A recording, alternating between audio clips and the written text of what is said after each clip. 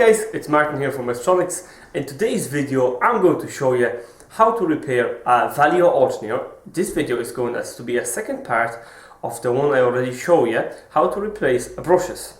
Now what we're going to do is I'm going to show you how to take it apart, change the bearing and change the slip rings, which is a very common problem with them as well. Now what you're going to see is how to change the drive and bearing, because this is a very complex job and it might take another video, separate video to do that. What you need for this job is just a few basic tools: soldering iron, solder and epoxy glue as well. Now let's move on and see how it's done. Now guys, this is our alternator, Valeo. As you've seen in previous video. Now I have a regulator and the cover, everything is removed from it. As you see, it's not near. You can see the slip ring there. It's actually pretty badly worn, the top one. So we're going to remove this. We start off with disconnecting the 3 wires coming out of the stator. See, you have 3 of them here. What you can do, guys, you can just use a small screwdriver like this one just to open them up, but usually they are fused so hard that it's actually easier to cut them. Now there's a specific way that you have to cut them, which I'm going to show you how to do it. Now, if you have your alternator, get your side cutters, and when you're cutting the wire, you want to put the side cutters down there, like that. Now you see how I cut it. I didn't cut it off flat or under the angle. You have to cut it off in a way so you have the wire separate and you still have a little bit sticking out of the rectifier to solder it back on, so it kind of matches. We do the same with other 2.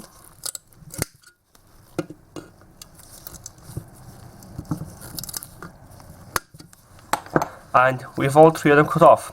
Now some of them have 6 of them, some of them have 3 of them. It doesn't matter, you have to cut them all off. Now you ask, why would we be cutting that off if we can just take the alternator apart like the other ones?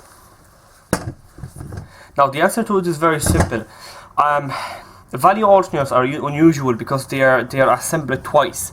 See the little square blocks that you can see? There's one here, you can see through the cover, second one here. There's actually 4 of them around, and them blocks are holding the stator of the alternator down additionally. So if you take the 4 main bolts holding the alternator, there's 2 here and 2 there. If you take 4 of them off but you don't cut off the wires, what you'll do, you'll just pull the wires off the stator. You're going to destroy it. So first thing you want to do, you want to cut off the wires of the rectifier and then remove the 4 screws around the cover, and the cover will pull out for you. Now this is the case, 9 out of 10 of them are made like that.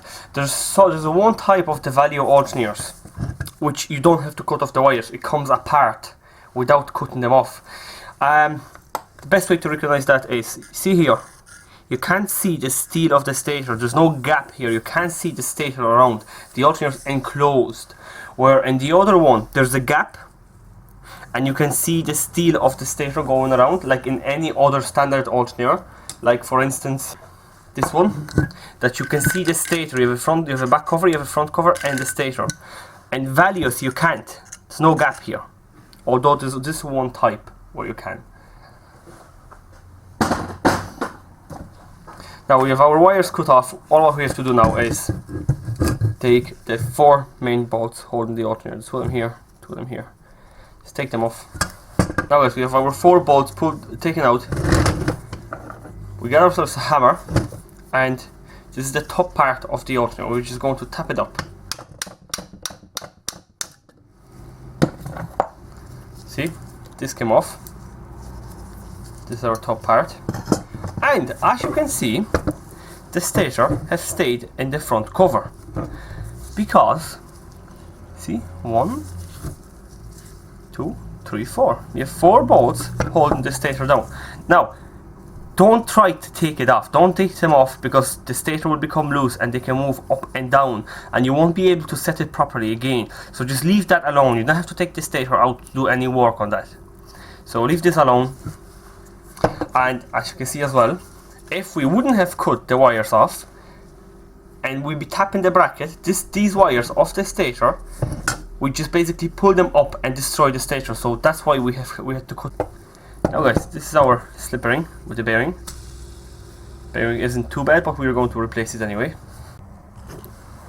Now guys, we're going to remove the slipring, but first of all, to get rid of the bearing, get ourselves a pullers, put them down. Now when you're doing it, there's a chance guys that you can damage the slipring, so just when you go doing that, just make sure you have a new slipring. And don't use too much force, because the pin where the slipring is held on can bend. So just put your pullers down, get yourself a spanner, just keep turning it. And as you can see, our bearing goes up. That's it. That's our old bearing. And this is our slipring. Now, these are tricky enough to change. What we will start off with is, see, there's a bit of a epoxy glue here and epoxy glue on the other side. Now, that's where the wires from the rotor come in. Here into the slipring and here into the slipring. To remove the epoxy first.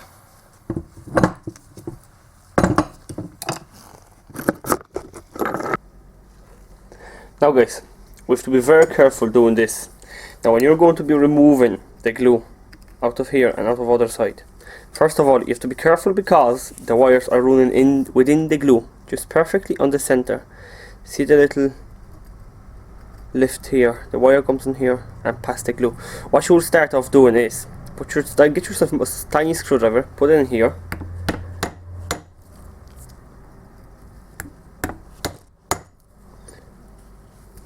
Now this plastic cap, this will come up all together.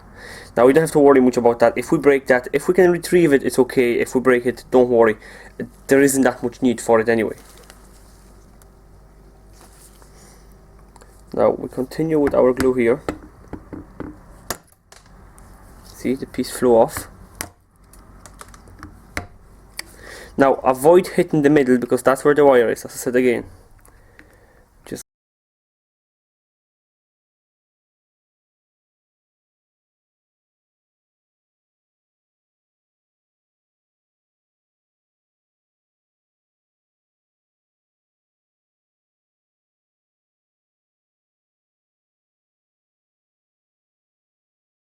cap is off. As you can see, that's how it looks. If you have it off in a reasonable condition, get yourself a pair of side cutters, and these 2 points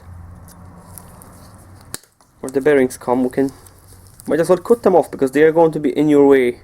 Here, just 2 center points, the one where the glue was. Just cut them off because they are in the way anyway. We don't want them. And if you break that to bits, don't worry much. The most important thing is not to damage these. Now that's where our wires are hiding. Again, you have to be very, very careful breaking off the glue. Now, see our bit of copper there, as you can see. Again, it's not an easy thing to do if you're not used to it. Try to knock the glue from underneath it.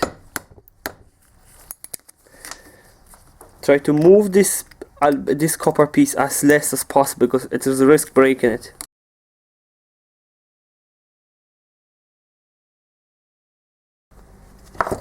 Now guys, when we are that far with it, almost we see the wire there coming down from the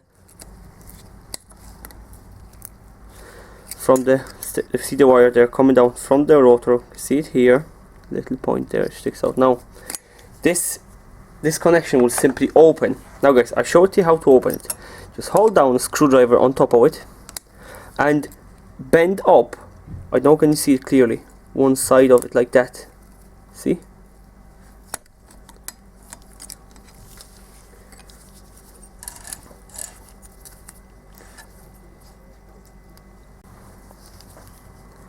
This simply bends up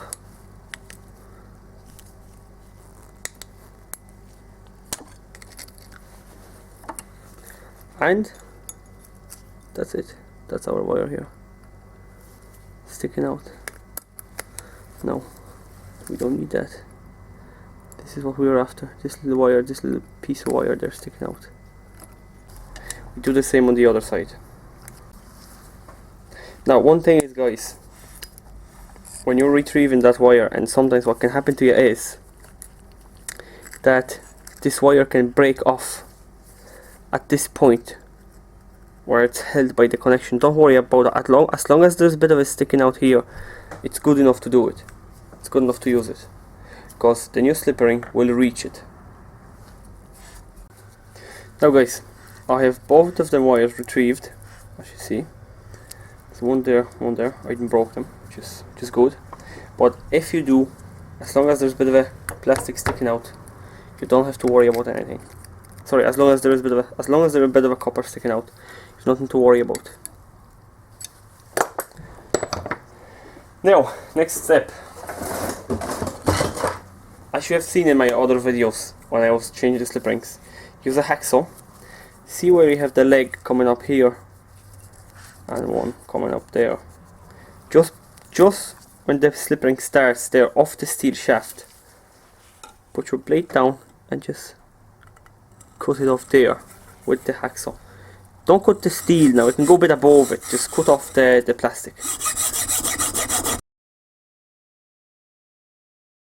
Second one cut. Now, why did we do that? Because this is going to make this will make it much simpler to change the slip ring. Now, get my slip ring, put in the vise, and give it a little squash. Now you don't have to go too hard. We already have cut off the two legs. Just give it a little squash all around. It's going to make that much easier to remove it. Now guys, once we have this done, I'll get ourselves a screwdriver and I'll try to pull this slip ring up. As you see, it's coming off.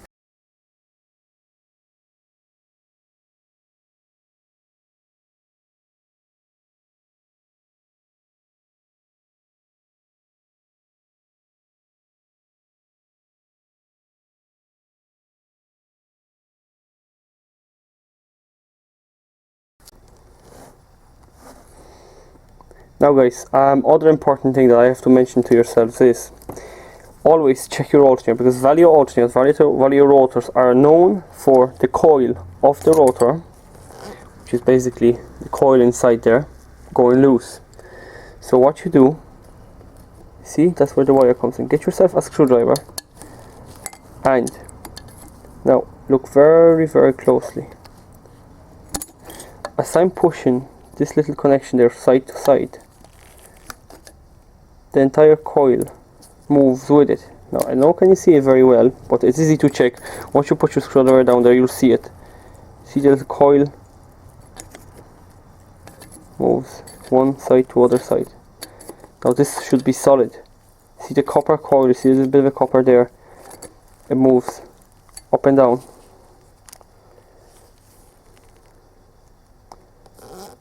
Now it's a bit easier with the light.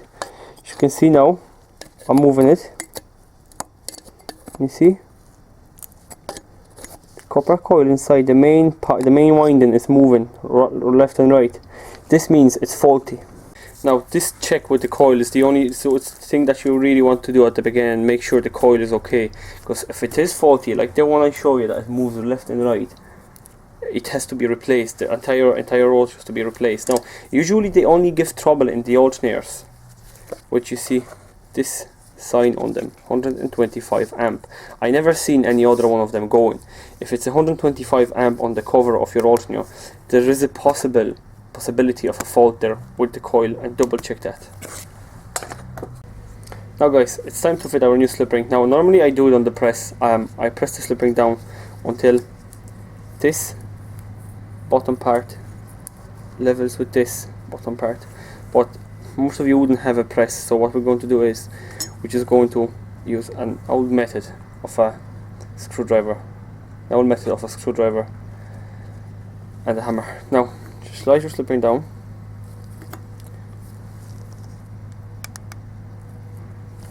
It doesn't really matter what way, just make sure the two legs going down fit their grooves. Get yourself a screwdriver, put it over the slip ring and gently tap it. Just let the hammer fall on it, don't bang it hard. Now as it goes down, we can tap it a bit harder. But generally it's nearly a weight of the hammer itself that's actually pushing the slip ring down. Now when your slip ring is low enough, get yourself a little needle and you see the wire here. We want to position the wire. You can put it inside of the slot there, or you can move it away. Now you don't want to be jiggling them too much in case they break. I'm actually moving this away, and on the other side I'm actually going to place it in. And now just continue on to tap it.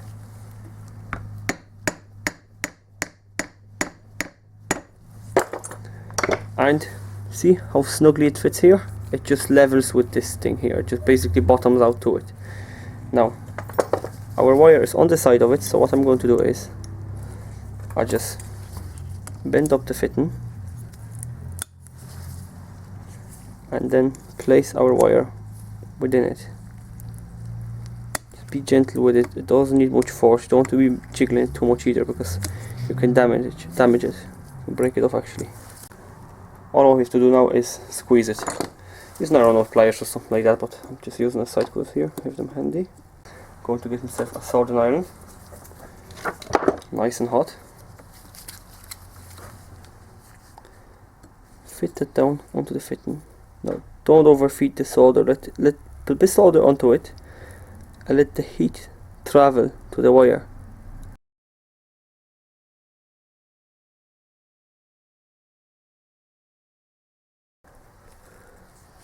As you see, a bit of a plastic melted, but nothing to worry about.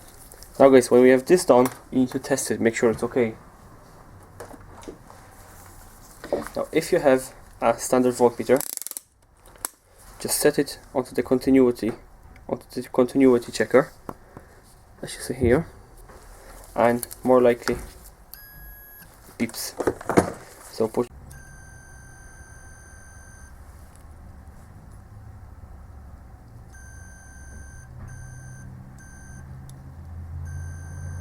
Beeping when I'm touching two of them. See? Now touch one of them to one slip ring and other one to the ground, anywhere within the slip ring. Can't beep, it doesn't beep. It has to beep when I'm touching two of them, but not when I'm touching the ground. If that's what happens, that's excellent. Now if you don't have one of them, the only thing you want to really do, have a good look around the solder. Make sure it's joined nicely, and see underneath the connections there. Make sure the solder haven't flown down and is not touching to the casing of the rotor. Otherwise, it's going to short it. Same with the other one. Make sure it's not touching to the base of the casing.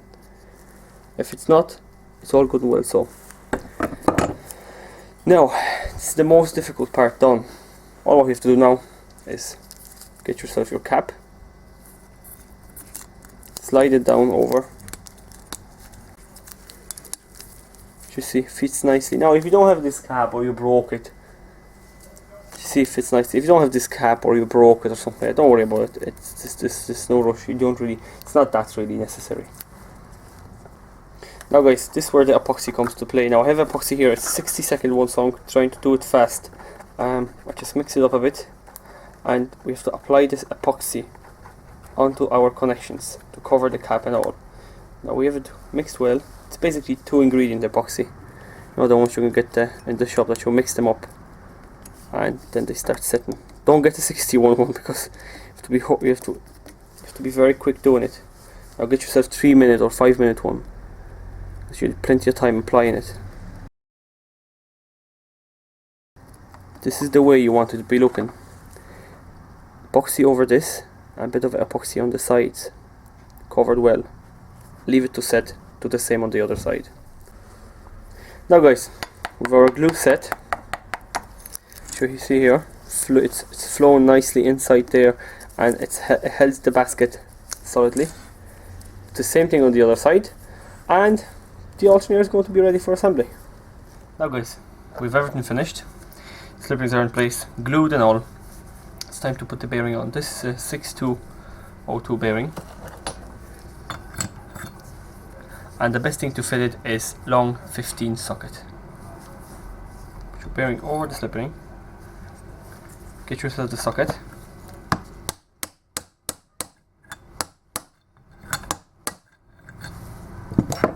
Now, bearing is in. It doesn't have to go in completely, as you see. It just goes in over the steel part. It doesn't have to bottom out there. Don't whack it until it stops. Just whack it enough to go over the steel shaft. And as you can see as well, what I've done is I've cleaned up the connections. Now the best way to clean them up is just give them the grinder down with the grinder, all three of them, and same with the rectifier. Just give it a rub with the grinder, the face of them. Now guys, everything's ready. Bearing is fitted, slip rings are in place. Now we're going to fit the cover back onto it. Just match the 3 wires there, 3 connections from the rectifier, with the 3 phase wires. Just like that. And slide it down.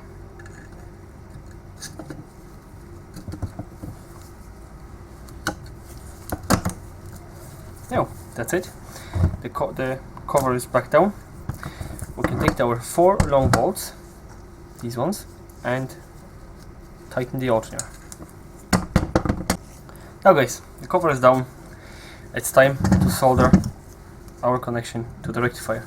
Now there are little brass rings that you can buy on eBay that'll hold the wires for you together. Now you really want to get them because it's not that easy to get them soldered properly. Just slide your ring over like that.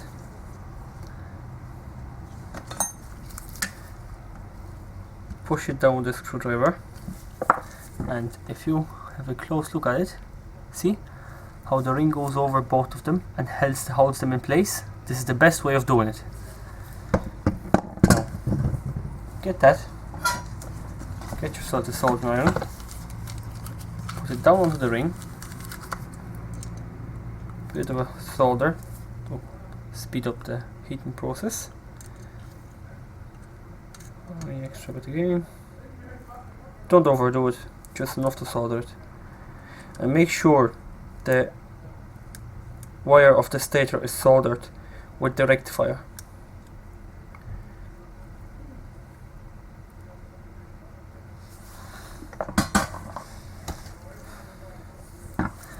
Now guys, that's it. You see how well it's soldered? It's all well embedded. This is not going to go anywhere. And it's a perfect joint. Do the same with the remaining 2 of them. Now after this is done, all what you have to do is to put your regulator back onto it. As you've seen on the first video, put your regulator back into it with the new brushes, assemble everything, and you can be sure the alternator is going to work away for you. Now guys, that'll be it. As you can see, this job isn't the easiest one to do, but nor it's the most difficult one. I hope you enjoyed this video, and I hope you'll go ahead and have a go to try to repair your own alternator. As I didn't show you how to change the bearing in front for a simple reason, as I said, because it's very difficult and there's a lot of things that can go wrong with them. I'm going to make a separate video on that, and I hope you'll stay tuned so you can watch it. Cheers!